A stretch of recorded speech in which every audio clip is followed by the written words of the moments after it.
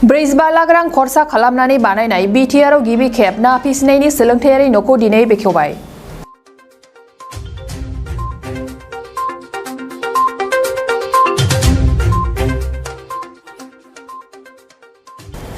ब्रैजिबा लाख रां खरसा खालामनानै बानायनाय बिटिआर हालामाव गिबि ना फिसिनाय सोलोंथायारि न'खौ दिनै उदालगुरि जिल्लानि आबाद जौगाथाय मावख'आव बिटिआरनि लेङाइ मावफुं सोद्रोमा गबिन्द चन्द्र बसुमतारी, इएम राकेश ब्रह्म आरो इएम डक्टर नीलुत स्वर्गियारी बिथांमोना बेखेवना होयो। बे बेखेवनाय हाबाफारियावनो बाहागो लायो ओनसोलनि गोसो गुदुं मेलेमजिबि सुबुंफोरजों लोगोसे रायजो राजाफोरा। बिटिआरनि लेङाइ मावफुं सोद्रोमा गबिन्द चन्द्र बसुमतारी आरो इएम राकेश ब्रह्म बिथांमोना खौरांगिरिनि सिगाङाव मा फोरमायदों फै जों मिथिना लानि। जोंहा बे बिटिसिखौ इउपिपिएल आरो बिजेपि जयै सरकार फसंनायनि सिगाङाव जि राजनिति हान्जानि नेतृत्वआव बे सरकार सोलिदोंमोन। बे समाव गासैबो डिपार्टमेन्टनि अफिसफ्रानो इरेगुलारमोन। खामानि एटेन्डेन्स जानायावबो टाइमलि फैया, लेट फैयो, थाब थाङो। हयथ' डिउटिखौ सोरबा 2 घन्टा 3 घन्टा गाहामल' मावो। अथ'स' सरकारनि नियम मथे गासैबो 8 घन्टा डिउटि मावनांगौ, 10टायाव फैनांगौ, 5टायाव थांनांगौ। गेजेराव हयथ' आधा घन्टा बा 1 घन्टासो गेप्स बिदि होनांगौ। खिन्थु प्राय अफिसाव बेबायदि सोलियामोन। खिन्थु जों जेसेबां हायो बेखौ सिस्टेमेटिक मोनसे रेगुलाराइजेसनाव मोनसे पांक्चुवेलिटिखौ लाबोनो नाजादों। गोबां डिपार्टमेन्टआव एसे रेगुलार जाबाय, गोबाङाव दासिमबो बाखि दंबावो। बेखौ जों जेसेबां हायो नाजालांबाय थागोन। बेखौ जोंहा बे अफिस माबाफ्राव गोबाङानो बाउन्डारि वाल साल गैयैखाय जों बन्द खालामनोबो दिगदार। बाउन्डारि गेट वाल आरो गेट थायोबा जों 10टा बाजिबानो बन्द खालामना दोननो हानाय बायदि मोनसे माबा जागोन। दा बे जाजोबाखै, बेनिखायनो जों नाजादोंमोन, हाजोबाखै। थेवबो जों जेसेबां हायो पांक्चुवेल जानांगौ होनना खावलायबाय थादों अफिसारफोरखौ। लोगोसे अफिसनि जिथु खामानि मावनाय, फाइल मोनसेनिफ्राय मोनसे ट्रान्सफार हरनाय माबानाय हारिनाय, बेफोरावबो दासिमहालागै मोनसे सिस्टेमाव लाबोजोबनो हानाय जायाखै। गोबां माबाफ्रानो इनडिसिप्लिन जायो, नियम नितिनि गेजेरजों खारा। आरो बेखौबो जों मोनसे सिस्टेमेटिक मोनसे डिसिप्लिननि गेजेराव खामानि मावफुंनायनि बेबस्थाखौ गायसननो नाजादों। आरो गोबां डिपार्टमेन्ट जों हाबाय, दासिमबो किसुमान डिपार्टमेन्ट बाखि दङ। आरो जों बेखौ हायागौमानि मोनसे सिस्टेमाव लाबोनो नाजालांगोन। आरो बेखौ जेब्ला बे मोनसे सिस्टेमाव फैनाया हेबिट जागोन आरो बेबायदि सिस्टेमनि गेजेराव मावनायनि हेबिट जेथिया जोंनि एमप्लयिसफोरा जागोन, अब्ला बे अट'मेटिक सोलिलांबाय थागोन। खिन्थु दा बेखौनो मोनसे सिस्टेमाव लाबोजोबनोनो हायाखै दासिमहालागै। जों नाजादों आरो फ्राय सिस्टेमाव फैहांदों। किसुमान डिपार्टमेन्ट बाखि दं, बिसोरखौ जों लाबोजोबगोन।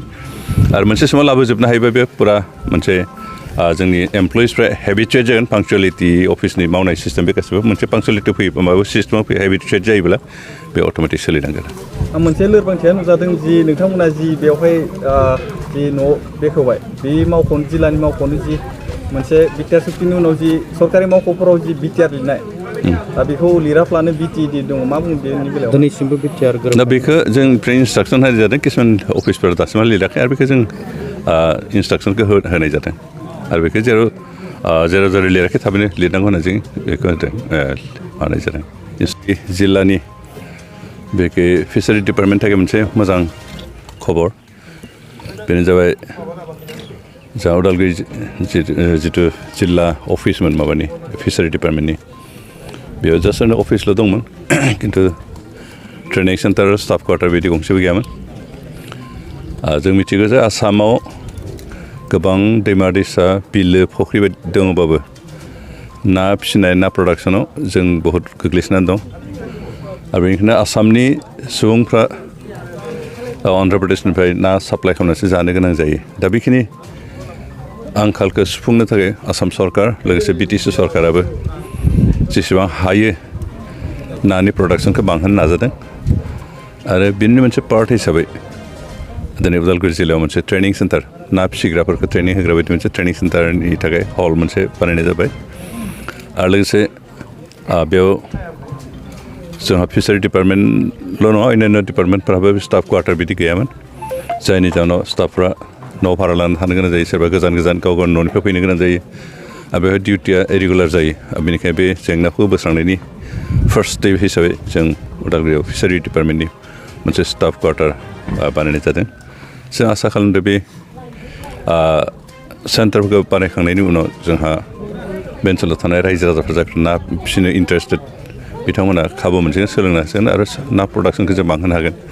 दिनै बे न'निनो कमप्लिट जाखांबाय जिहेतु जा बेसेबां 45 लाख जों स्टाफ क्वार्टार ट्रेनिं सेन्टार बे मोननैखौ बे 45 लाखनि एस्टिमेट दंमोन बेजों बानायजोबनाय जाबाय आरो जोबखांनायखाय दिनै बिनि दरजाखौ बेखेवबाय आरो डिपार्टमेन्टनो जों हेन्डअभार खालामनो हाबाय जाहाथे बिथांमोना बेखौ इउज खालामो उदालगुरि डिस्ट्रिक्टआव जि जोंनि फिसारि डिपार्टमेन्ट दं बे डिपार्टमेन्टआव थांनाय समाव गोबाव समहालागै माने बिराद गाज्रि अबस्था थासारियाव दंमोन बेखायनो जोंनि सरकार फैनाय लोगो लोगोनो जों बे बाराव गासैबो फिसारि डिपार्टमेन्टनि जेसेबां अफिसफोर दङ बा बिसोरनि जि क्वार्टार्सफोर दङ बेफोरखौ जों गासैखौबो साबस्रां हामस्रां खालामनो थाखाय जों आखायाव लादों फार्स्ट खेबाव फाइनान्सियेल स्टेटासखौ नायनाय हिसाबै जों बे बाराव उदालगुरिखौ टारगेट लादों जों बावैनो उदालगुरियाव आरो जि माने अफिस जि मेन अफिस बे अफिसखौबो जोङो मोनसे आरसीसी बिल्डिंनि स्ट्राक्चार होनो थांगासिनो दङ क्वार्टार आरो ट्रेनिं सेन्टार बे गासिबो जाजोब्बाय आरो बिनि जि बाउन्डारि बे बाउन्डारिखौबो प्लान्टेसन मोनसे खालामनानै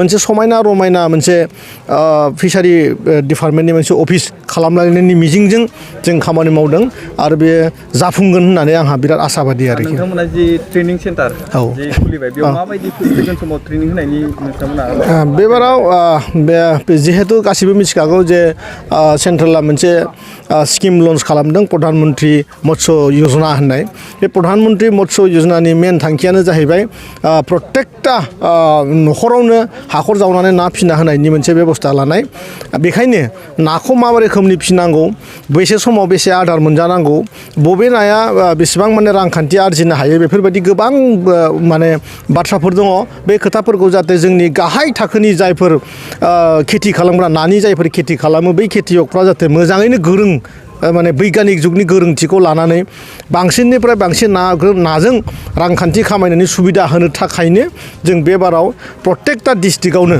मोनसे ट्रेनिं माने सेन्टार जों बानायनो थांगासिनो दङ फार्स्ट टाइम जों बाक्सा आरो उदालगुरियाव खामानिया स्टार्ट जादों आरोखि आरो उदालगुरियाथ' दिनै कमप्लिटेड आरोखि बर्तमान नोंथांनि बिफाननि गेजेरजों मा जौगालुनायनि हाबाफारि सोलिबाय थादों बिटिआर औ जों बे बाराव आं बुंनो थाङोबा बिटिआरआव आंनि जि डिपार्टमेन्ट बे डिपार्टमेन्टआ रायजोजों सिदा कानेक्सन दङ खारन लाइफ स्टक जि जोंहा मोनसे दङ अमा फिनाय दाउ फिनाय आरो मोसौ फिनाय बे गासैबो डिपार्टमेन्टआ आंनि आखायावनो दङ आंनो नायगासिनो दङ आरो बेखायनो मोनसे बांग्रिं बायदि मोनसे थासारि होनानै जोङो बुहुम बिखायावनो माने जोंनि जि माने नानि खेथि अमानि खेथि मोसौनि खेथि बे खेथिखौ बुहुम बिखायाव सिनायथि होनो थाखाय जों खामानि मावगासिनो नोंथांमोना गासैबो मिन्थिगौ 2000 कोटि रां खरस खालामनायनि मोनसे टारगेटजों जोङो पिक मिशन मोनसे लादों आरो बे पिक मिशना अलरेडि लन्च जाबाय क्लास्टार हिसाबै अलरेडि जोङो खामानि मावगासिनो दङ प्रत्येकटा ब्लकआव जों मोननै ब्लकजों मोनसे क्लास्टार हिसाबै खामानि मावदों आरो 6000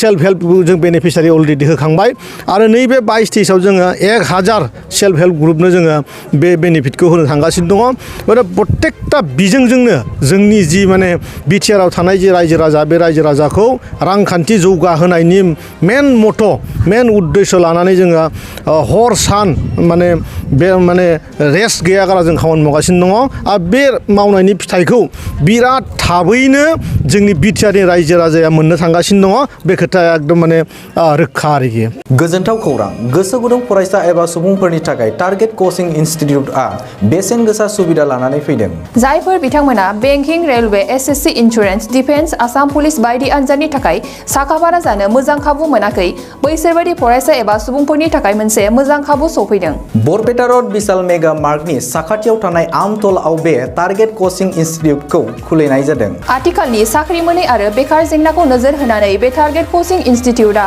सोलोंसाफोरखौ गोबां गियान होनो थाखाय राहा लादों बे टारगेट कचिं इनस्टिट्युटआव सोलोंथाइ होनो लानाय आयदाफोरा जाबाय banking railway SSC insurance defence आरो आसाम पुलिस जायफोर सोलोंनो गोसो गुदुं बिथांमोना टारगेट कचिं इनस्टिट्युटआव मुं थिसननो एबा गोबां मिथिनो थाखाय 8134097059 एबा 8638961177 जानबुं नाम्बाराव जगाजग खालामनो हागोन।